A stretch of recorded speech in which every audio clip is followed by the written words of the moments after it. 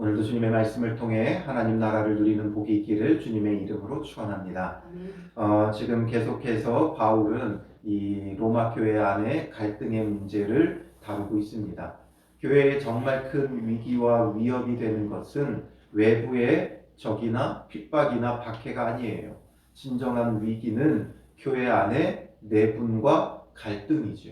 어떤 공동체든지 무너지는 이유는 내분 때문이지 외부의 적 때문만은 아니에요. 외부의 어려움이 있을 때 오히려 내부는 결속되어지고 꽁꽁 뭉쳐서 하나 되어 위기를 극복해 갈 수 있어요. 특히나 믿음의 사람들의 경우는 하나님이 계시기에 외부의 적이 있을 때 하나 되어지면 그 어떤 때보다 강한 힘과 능력, 하나님의 능력을 발휘하게 되어져 있어요.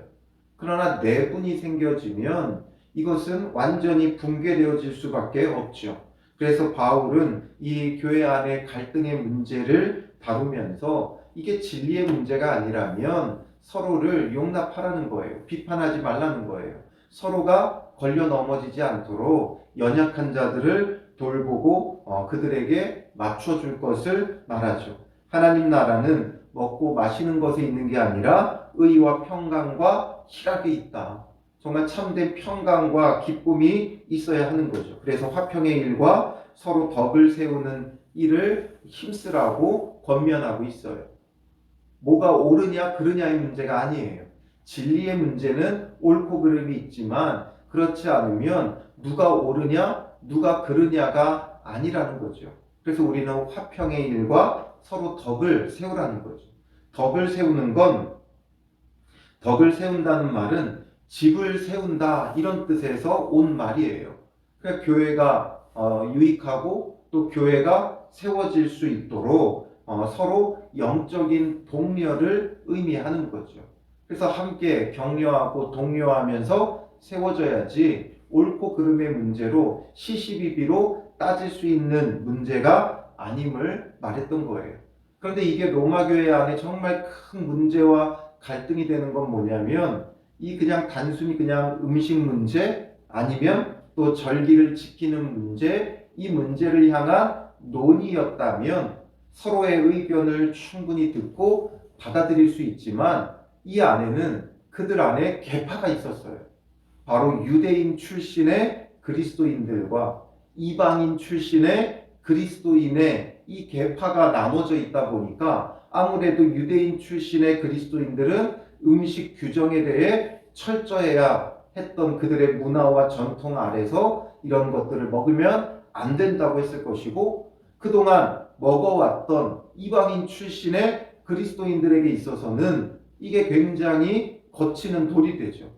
이걸 먹으면 안 된다고 하면 예수님을 믿는다는 것이 이들에게는 굉장히 많은 제약사항이 따르는 어려움이 되어지는 거예요.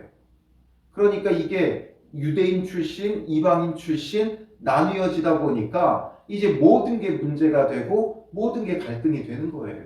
우리가 우리나라 정치의 현실을 보며 느끼잖아요. 여야가 나뉘어지고 또 진보와 보수가 나눠지니까 무엇이든지 쟁점이 돼요. 뭐 하나라도 똑같이 보지 않죠. 사건은 같은데 한쪽은 무조건 찬성, 한쪽은 무조건 반대. 이게 이제 나뉘어지면 이렇게 되는 거예요. 그래서 이런 문제들 속에서 바울은 이제 결론을 맺으면서 1절에 믿음이 강한 우리는 마땅히 믿음이 약한 자의 약점을 담당하고 가장 중요한 건 믿음이 강한 자가 믿음이 약한 자의 약점을 담당해야 되는 거예요. 이건 교회 안에서뿐만 아니라 우리는 어디 있든지 강한 자가 약한 자를 돌봐야 돼요. 어른이 아이를 돌봐야죠. 아이가 어른에게 맞출 수 없는 거예요. 그래서 어른은 항상 아이들에게 맞춰주죠.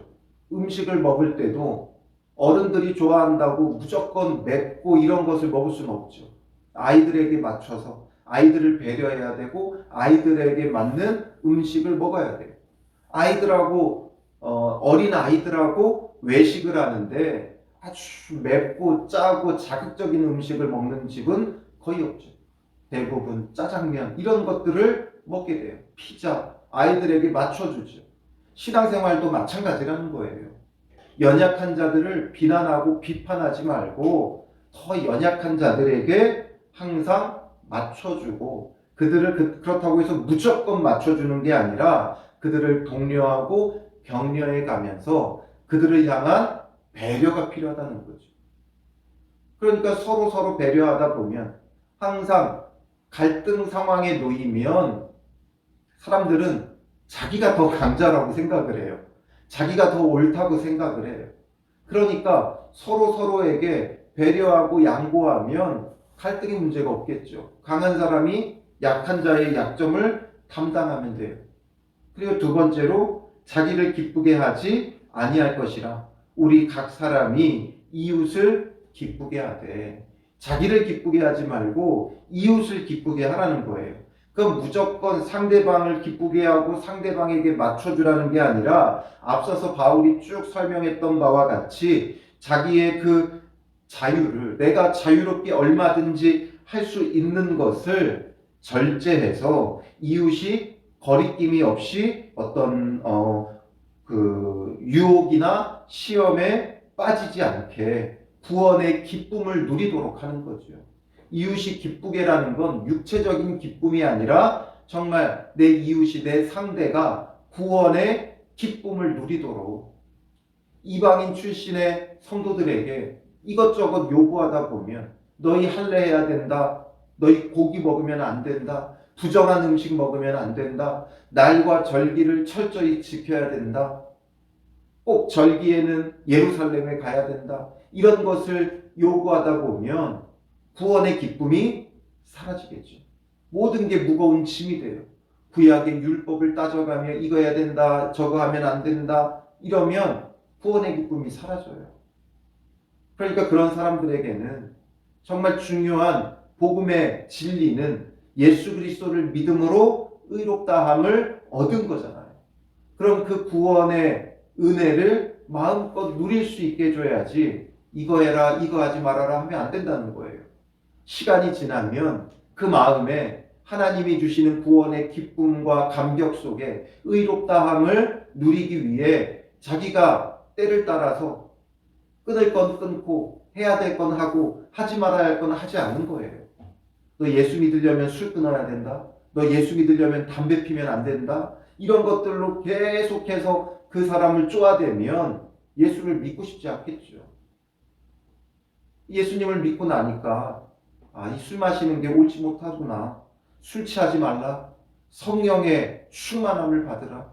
이걸 사모하다 보니까 술도 끊게 되는 거죠. 담배를 피는 것이 자기의 유익한 게 없구나. 정말 그동안은 스트레스를 담배로 풀었다면 이제는 말씀을 사모하고 기도하는 가운데 은혜가 충만하니까 담배를 끊게 돼야죠. 그런데 우리는 믿었으니까 이거 해야 된다, 저거 해야 된다, 11조 해야 된다, 감사헌금 해야 된다, 뭐 해야 된다. 이러니까 그게 다 무거운 짐이 되는 거죠. 그래서 연약한 사람들은 연약한 대로 예수님을 믿는 것만으로도 정말 감사하고 기뻐하고 받아들여주면 되는 거예요. 그러다 보면 시간이 지남에 따라 주일 성수도 잘하고 또 헌금 생활도 잘하고 교회 안에서 봉사와 섬김의 일도 잘하고 방탕한 일들을 정리하고 이런 것들이 되어지는 거죠. 강요하고 강제한다고 해서 되어지지 않아요. 그래서 그 연약한 사람들의 약점을 담당하고 그들이 구원의 기쁨을 누리도록 우리가 배려하고 섬기는 것이 중요하다라는 거죠. 많은 제약사항으로 되지 않아요. 전도하다 보면 가끔 그런 사람들이 저는 술을 너무 좋아해서 교회를 못 가요. 술 좋아하는 거하고 교회 가는 게 무슨 상관이에요. 술 마셔도 교회 오세요. 와서 예수 믿고 구원의 은혜가 있는 대로 주님을 따르다 보면 그 방탕한 생활은 정리가 되는 거예요. 목사님 누구 전도하려고 그러는데 정말 꼴초예요. 괜찮아요. 담배 냄새 나면 어때요? 예수 믿는 게 중요한 거지 교회 안에서 담배 냄새 풍기면 어때요? 그런 약점들을 우리가 돌아보고 배려하는 거예요. 그러나 믿음이 있는 사람들은 다르죠.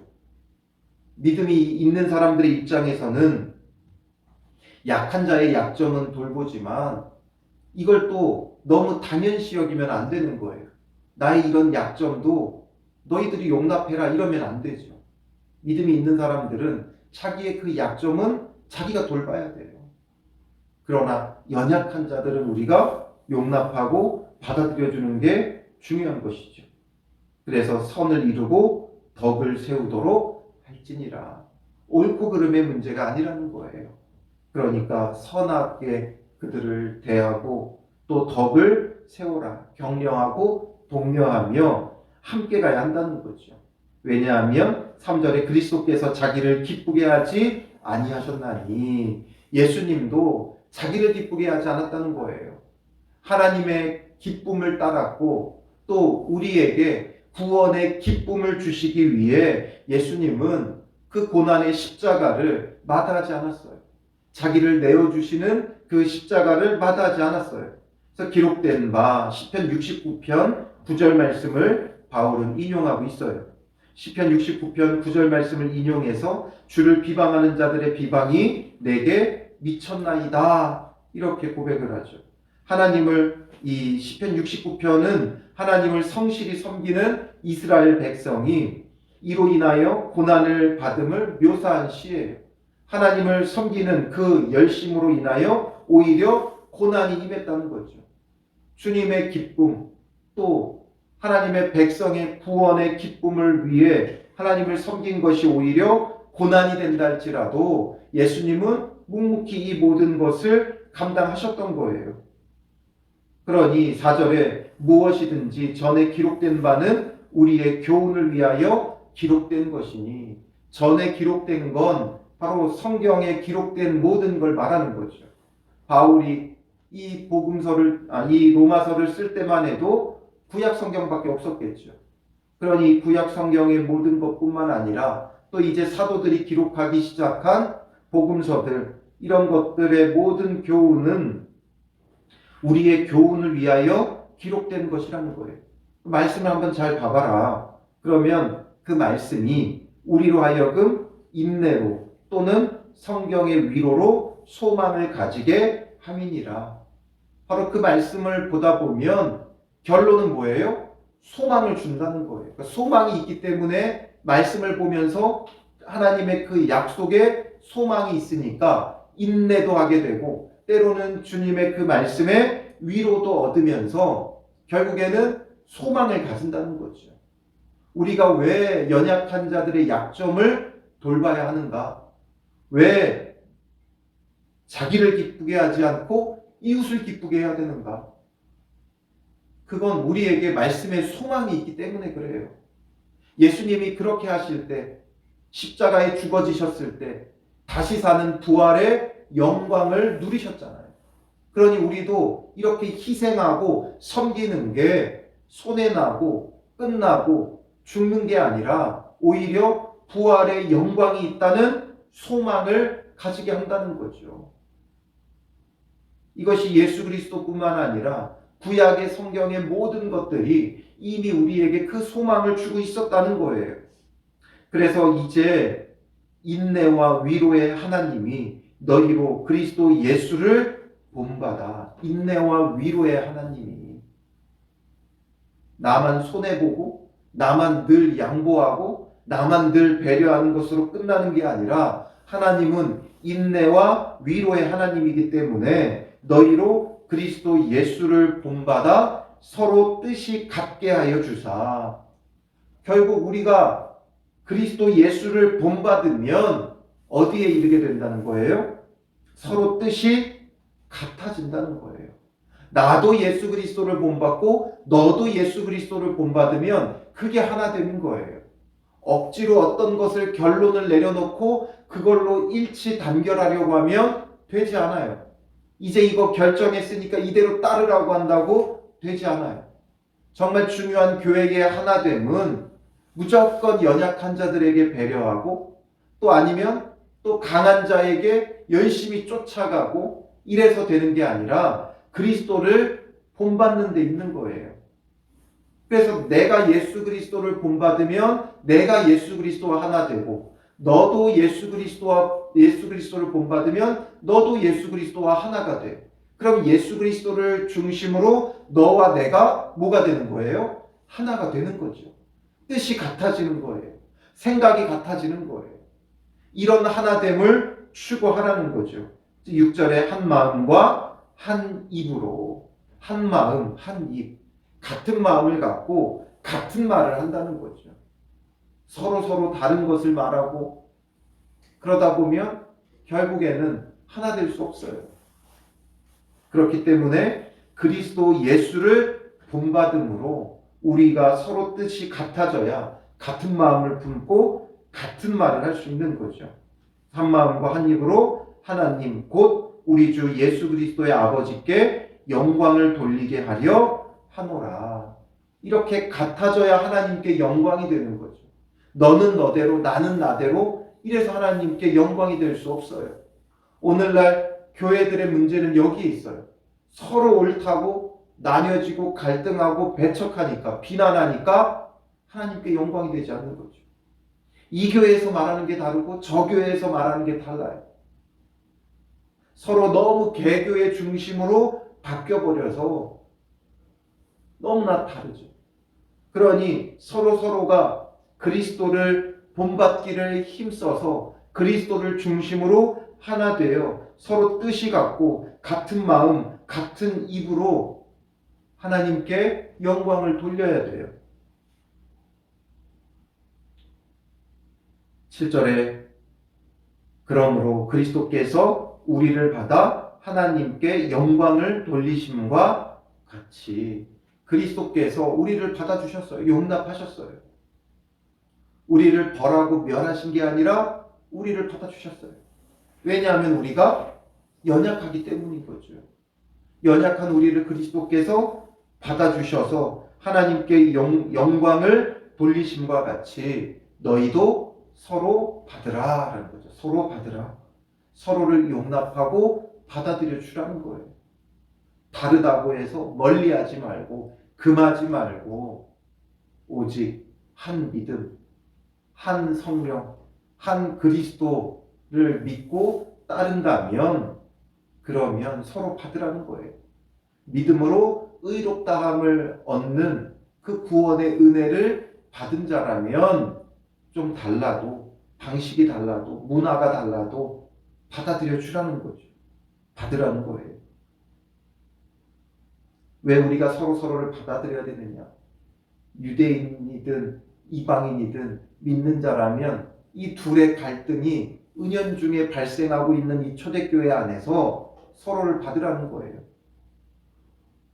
왜 그러해야 하느냐를 이제 8절부터 13절에 설명하죠.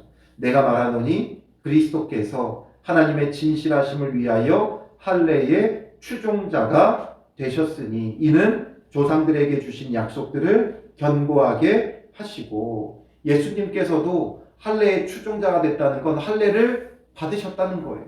예수님에게 할례가 필요 있어요, 없어요? 필요 없죠. 온전한 하나님의 아들이신 예수님 자신에게 무슨 언약의 표징이 따로 필요해요? 왜 할례가 필요해요? 필요하지 않죠. 그런데도 예수님께서 할례를 받으신 이유는 무엇이냐? 이는 조상들에게 주신 약속들을 견고하게 하시고 조상들에게 주신 약속, 아브라함, 이삭, 야곱에게 주신 그 언약들을 더 확실하게 하여 유대인들을 구원하기 위해 유대인과 같이 되어주신 거죠. 본래는 하나님이신 그리스도지만 유대인과 같이 되어 할례를 받아주셨다는 거예요. 할례가 필요 없지만 유대인들이 연약하니까 그 유대인들에게 맞춰주신 거예요. 같아지신 거죠. 낮아지신 거예요.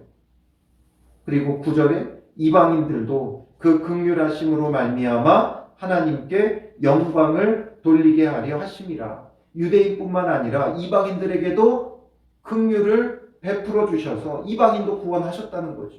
즉 그리스도는 누구만 구원하신 게 아니라 유대인을 위해서는 유대인처럼 할례도 받아주시고 또 이방인들을 위해서는 그 이방인들에게 긍휼을 베풀어 주셨다는 거예요. 그런데 유대인을 위하여 할례를 받으셨다는 건 다 인정하고 이해하고 받아들이죠. 이방인에게 언제 긍휼을 베푸셨느냐?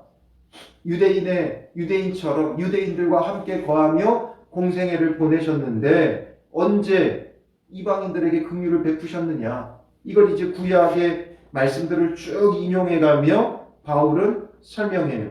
먼저 기록된 바 시편 18편 49절을 인용하는 거예요. 그러므로 내가 열방 중에서 주께 감사하고 주의 이름을 찬송하리로다 함과 같으니라. 열방 중에서, 유대인만이 아니라 열방 중에서. 또 10절은 신명기 32장 43절을 인용하는 거예요. 열방들아 주의 백성과 함께 즐거워하라 하였으며, 열방들, 모든 나라들, 열국들이 주의 백성, 유대인과 함께 즐거워하라. 바로 열방과 주의 백성, 그러니까 이방인들과 유대인들이 함께 즐거워하라고 말하고 있다는 거죠. 또 11절은 시편 117편 1절 말씀을 인용하는 거예요. 모든 열방들아 주를 찬양하며 모든 백성들아 그를 찬송하라 하였으며. 모든 열방, 모든 백성, 결국에는 유대인만이 아니었다라는 거죠. 또 12절은 이사야 11장 10절을 인용하는 거예요.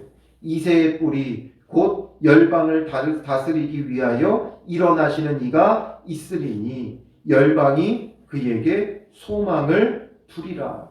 열방을 다스리기 위하여 일어난다는 거죠. 유대인만 다스리기 위하여 그리스도가 오는 게 아니라 열방을 다스리기 위해, 그리고 또 그 열방이 그에게 소망을 둔다라는 거죠. 이렇게 구약은 이미 열방이 구원받을 것을, 열방의 구원을 베푸실 것을, 그것을 민족들, 모든 나라들, 모든 백성들, 구약에서 이렇게 표현했던 걸 이제 바울은 열방이라고 표현하죠. 그러니 모든 나라들이, 유대뿐만 아니라 모두가 구원받는다라는 것을 분명히 구약 성경에서부터 말하고 있다는 거예요. 그러니 누구만을 위한 복음이 아니라는 것이죠. 유대인만을 위한, 뿌리가 유대인이라고 유대인만을 위한 구원이 아니고, 또 지금 이방인들이 초대교회의 주를 이루고 있으니까 이방인만을 위한 게 아니라 바로 주의 백성과 열방이 함께 구원받는 그 은혜를 구약에서부터 말하고 있어요. 그리고 오직 열방이 그에게 소망을 두리라. 바로 이새의 뿌리에서 나는 참된 왕이신 그리스도를 말하는 거죠. 그리스도에게 소망을 둔다는 거예요. 그러므로 우리는 서로 간에 갈등하는 게 아니라 그 그리스도에게 소망을 두고, 그 그리스도에게 소망을 둠으로 인내하고, 인내만 하라는 게 아니라 인내하거나 또는 하나님의 위로하심을 받아 그리스도와 합하라는 거죠. 그러다 보면 내가 그리스도를 본받고 또 너도 그리스도를 본받고, 그러다 보면 서로가 일치가 되어져 가는 거예요. 하나가 되어져 가는 거예요. 서로의 뜻이 같아지고 같은 마음을 품고 같은 말을 하게 되어지는 거죠. 그래서 결론은 뭐예요? 13절에 소망의 하나님이, 소망이 있어야 되는 거예요. 하나님은 소망의 하나님이라는 거예요. 소망이 없으면 언제까지나 참아주고 견뎌주고 배려할 수 있겠어요? 바로 소망이 있기 때문에. 하나님은 소망의 하나님이시기 때문에 모든 기쁨과 평강을 믿음 안에서 너희에게 충만하게 하사, 기쁨과 평강을 충만하게 해주신다는 거예요. 우리가 소망의 하나님이기 때문에 그 소망의 하나님 안에서 우리가 배려하고 약한 자의 약점을 담당하고 자기를 기쁘게 하지 않고 이웃을 기쁘게 할 때 그 하나님이 기쁨과 평강을 주시겠다는 거예요. 나만 손해보고 나만 늘 양보하는 게 아니라 주님이 주시는 기쁨과 평강이 그 가운데 있을 것이다 라고 약속하시는 거죠. 그러므로 성령의 능력으로 소망이 넘치게 하시기를 원하노라. 바로 우리 안에 참된 소망이 넘치게 하신다는 거죠. 우리가 때로는 늘 내가 양보하고 내가 배려하다 보면 상대방이 조금씩 변할 걸 기대해. 그런데도 상대방이 변하지 않아요. 그럼 우리 마음에 뭐가 찾아와요? 낙심이 찾아오죠. 내가 언제까지나 이렇게 배려해야 되느냐? 내가 언제까지나 내가 그래도 믿음이 있어. 내가 더 믿음이 강한 자라. 저 약한 자의 약점을 담당해 왔는데 언제까지 내가 이래야 되느냐라는 낙심이 찾아올 수 있어요. 내가 좀 참아주면, 배려하면 저 사람이 달라지겠지 생각했지만 달라지지 않을 때 우리 안에는 낙심이 오죠. 왜냐하면 사람에게는 소망이 없어요. 소망은 누구의 소망이에요? 하나님의 소망이죠. 소망의 하나님. 우리가 소망을 사람에게 두면 안 돼요. 사람은 소망이 되지 못해요. 그러므로 사람을 보며 세상을 볼 때 만족함이 없었네. 이 찬양의 고백을 생각해 보세요. 사람을 보며 세상을 볼 때 만족함이 없어요. 왜냐하면 그 안에는 소망이 없기 때문에 그래요. 세상에 사람에게는 소망이 없어요.